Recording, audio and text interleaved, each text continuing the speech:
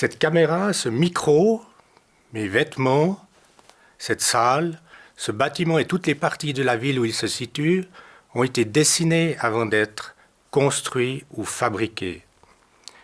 Le dessin, compris comme tous les dessins, donc du manuel à l'assisté, le dessin donc est le plus économique et surtout le plus puissant moyen de conception du monde physique. On a ainsi vraiment besoin de gens qui savent dessiner. Pour avoir posé la question « Savez-vous dessiner » à un nombre incommensurable d'adultes et à 99% reçu une réponse négative, je me suis demandé qu'est-ce que nous avions appris à l'école.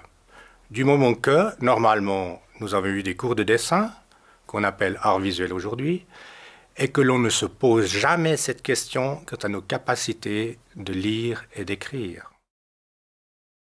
Quand on est tout petit, on aime dessiner et, quand on rentre à l'école, on apprend à écrire, ce qui est une forme particulière de dessin, celui des lettres de l'alphabet.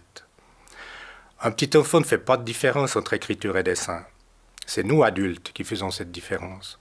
Ce petit enfant que nous avons tous été, s'il peut apprendre cette chose si compliquée qu'est l'écriture, eh bien on peut être sûr qu'il peut tout autant apprendre à dessiner.